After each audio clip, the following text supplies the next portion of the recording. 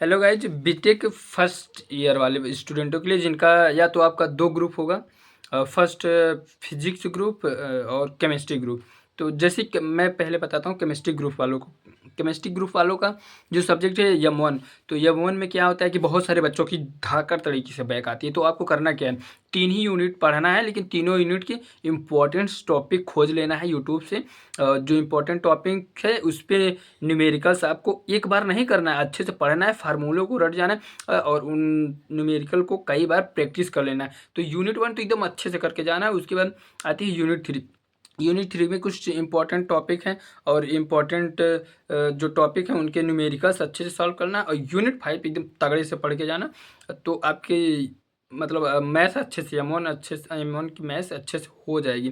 उसके बाद आती है केमिस्ट्री। केमिस्ट्री में क्या होता है कि आप केमिस्ट्री में क्या करेंगे, केमिस्ट्री के भी इंपॉर्टेंट टॉपिक्स निकालेंगे और 2-3 यूनिट के चार, जो जितना आप कर सके, ज़्यादा नहीं। और उसके बाद कोई मैम करके हैं, पढ़ाती हैं, अच्छा पढ़ाती हैं, तो आप जाएंगे, आपको टॉपिक वाइज चीज़ें मिल भी जाएंगी, वहाँ से आप पढ़ लीजिएगा। उसके बाद आता है आपका ईवीएस। तो ईवीएस में बेसिकली क्या करना है, ये एक तरफ से पूरा थ्योरी सब्जेक्ट है। थ्योरी मतलब थ्योरी टाइप का ये सब्जेक्ट है, जिसमें क्या करना है कि चीज़ों को समझना है, रटना नहीं। रटोगे तो भाई तुम्हारे पास 10 दिन 5 दिन टाइम है, तो तुम कैसे कर पाओगे, नहीं हो पाएंगी चीज़ें।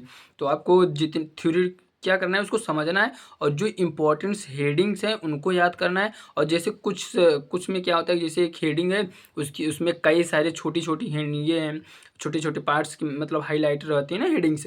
तो उन हेडिंग्स को अच्छे से आपको तैयार कर लेना है और उनको समझ मतलब हेडिंग्स को एकदम रट जाना है और उसको समझ लेना है कि एक्चुअली ये होती क्या चीज़ें।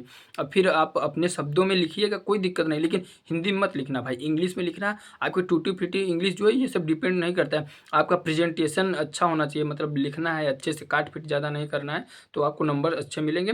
और करना क्या है, 2 मार्क्स में आपको कितना लिखना है, 7 मार्क्स में कितना लिखना है। 2 मार्क्स में आपको जितने 2 मार्क्स वाले हैं उसमें 3-4 लाइन मतलब आधे पेज तक भरना है। और 7 मार्क्स के क्वेश्चन में हो सके तो 3 पेज अच्छे से भर के आना है। 4 हो सके तो 4, 4 से ज़्यादा मत करना, ज़्यादा हो जाएगा। तो 4 तक आप 3 पेज तो आपको अच्छे से करके ही जाना है। उसके बाद पड़ती है, अब मसला है आपका प्रोग्रामिंग। प्रोग्रामिंग में आपको क्या करना है कि 4-5 ऐसे प्रोग्राम्स हैं जो कि जिनका आना तय है, तो आप उनको रट लेना है यूट्यूब से खोज करके। और उसके बाद जो उसकी थ्योरी है, थ्योरी को क्या करना है, समझ लेना है, कुछ थ्योरी याद भी कर लेना है जिनका मतलब आना तय है। तो यूट्यूब से देखेंगे ये सारी चीज़ें आपको मिल जाएंगी, उनको तैयार कर लेना है आपको, उन सब चीज़ों को। उसके बाद आप चीज़ों को समझ लेना है, लिखना है, अपने से लिखोगे अच्छे से हो जाएगा सब। और उसके बाद ये सब हो गया। अब आपका इलेक्ट्रिकल। इलेक्ट्रिकल मतलब भाई एकदम से हार्ड सब्जेक्ट है, तो मतलब उतना भी हार्ड नहीं है, अगर आप पढ़ते हैं तो। नहीं पढ़ते हैं तो बहुत हार्ड है।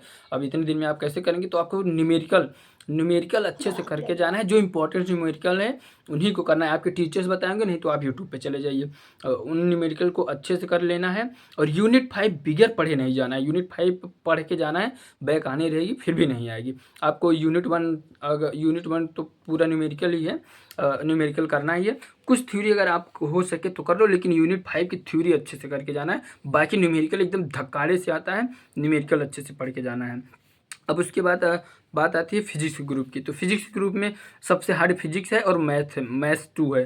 तो इनमें भी क्या करना है, सेम वही प्रोसेस करना है, सारे इंपॉर्टेंट टॉपिक निकालना है, उनको अच्छे से करना है। और एक बात और ध्यान देना कि फिजिक्स में बिगिन न्यूमेरिकल आप पास होने की संभावना बहुत कम है, तो न्यूमेरिकल अच्छे से करके जाना फिजिक्स के। और उसके बाद मैकेनिक्स तो यूट्यूब पे गेटवे क्लासेस पे सर पढ़ाते हैं अच्छे से, मैकेनिक्स उनसे पढ़ लेना और न्यूमेरिकल भी अच्छे से सॉल्व कर लेना, थ्योरी भी पढ़ लेना अच्छे से। और उसके बाद आता है कि हाँ, इलेक्ट्रॉनिक्स। इलेक्ट्रॉनिक्स में के मैथ पढ़ के भूलना ही मत, पढ़ के जाना है। और इलेक्ट्रॉनिक्स मतलब इलेक्ट्रॉनिक्स में क्या होता है, कभी कभी थ्योरी ही थ्योरी पूछ ली जाती है, तो उसको भी मतलब पढ़े समझ के या फिर याद करके जाना है। अगर नहीं हो पा रहा है, टाइम कम है, तो समझ लो अच्छे से, हेडिंग्स याद रखो, उन पे लिखना है अपने से एकदम ज़बरदस्त तरीके से, पेजेस भरना है, अच्छे से लिखना है। हाँ, मतलब दिखना चाहिए कि तुम लिखे हो, तो अच्छे से लिखना है, इधर उधर मत लिखना। अब उसके बाद बाकी सॉफ्ट स्किल क्या है, ये इसको तो समझ लेना, समझ ही रहोगे, हेडिंग्स तैयार रहेंगी तो ये तो हो ही जाएगा, लिखोगे तो पास हो जाओगे। तो ज़्यादा स्ट्रेस नहीं लेना है, लेकिन उतना स्ट्रेस फ्री भी नहीं रहना है कि आप पढ़ो ही ना। पढ़ो, 10 दिन टाइम बचा है, थोड़ा कम खाओ कम सो, लेकिन पढ़ो, ज़्यादा टाइम नहीं, अच्छे से पढ़ करके जाओ एग्ज़ाम दो, हो जाएगा, कोई टेंशन नहीं लेना, बस थोड़ा सा मेहनत करनी पड़ेगी। कम दिन में तो भाई मतलब ज़्यादा करना पड़ेगा तभी हो पाएगा। बेस्ट ऑफ लक, मस्त रहिए, चिल रहिए, पढ़ते रहिए, पढ़ कर आइए। जय हिंद, जय भारत।